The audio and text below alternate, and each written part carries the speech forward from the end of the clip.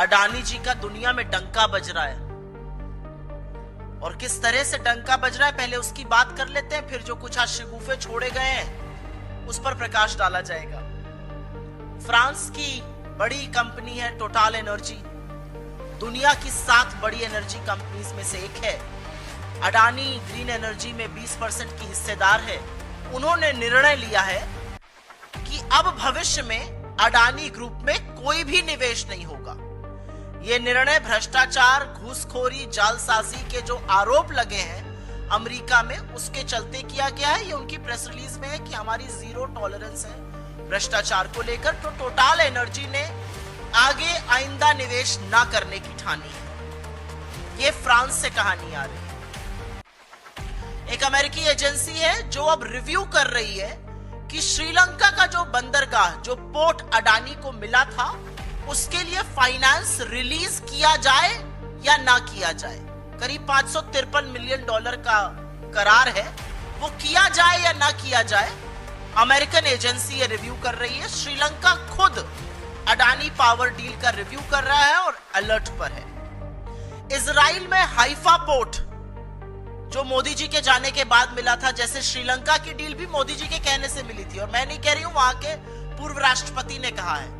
Israel Modi ji जब गए थे, वहां से लौटे तो हाइफा का जो एयरपोर्ट, हाइफा के पोर्ट का करार मिला था, वहां पर श्रमिक जबरदस्त विरोध में उतरे हुए हैं अडानी के खिलाफ।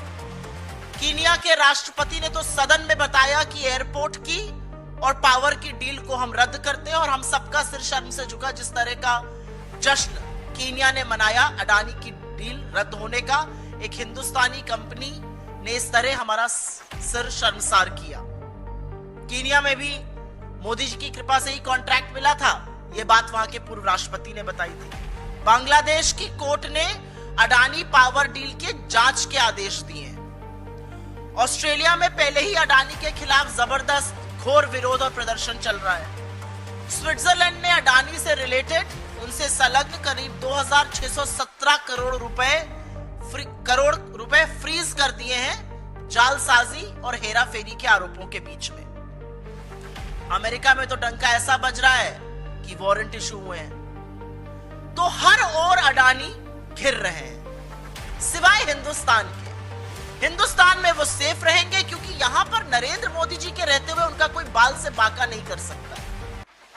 यहां असलियत यह है कि एजेंसियां मूक दर्शक बनी रहेंगी, वरना इतने संगीन, इतने गंभीर आरोप लगने के बाद आज तक, अभी तक उनकी गिरफ्तारी हो जानी चाहिए थी। ये जो एक बड़ा शब्द है ना, ये वॉश आउट, ये मीडिया का बड़ा चर्चित, उनका बड़ा, आप लोगों का बड़ा ये प्रिय शब्द है, आपको बहुत अच्छा लगता है ये शब्द। और आपसे ज्यादा आपके जो कमांडो वॉरियर एंकर स्टूडियो में बैठते हैं उनका तो बहुत ही उम्दा प्रिय है, रोज ऊपर लिख के आता है wash out, wash out.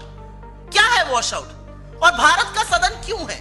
Bharat का संसद किस लिए है? भारत का संसद गर्म कॉफी पीने के लिए, एक दूसरे से गलबैया करने के लिए?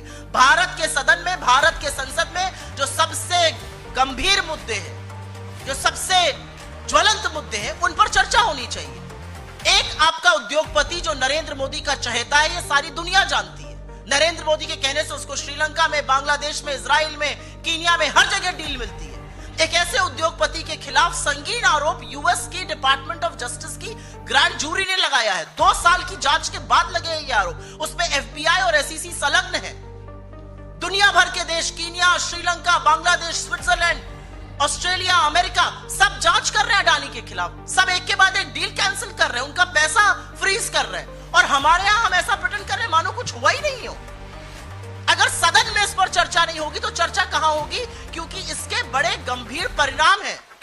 अडानी पर जो जांच लगी है और जो शिथिलता नरेंद्र मोदी की सरकार और नरेंद्र मोदी के लोग और उनकी एजेंसियां दिखा रही हैं, वो पूरी तरह से भारतीय उद्योग जगत पर, भारतीय मार्केट पर, भारतीय इन्वेस्टर के लिए बहुत बुरा संकेत है।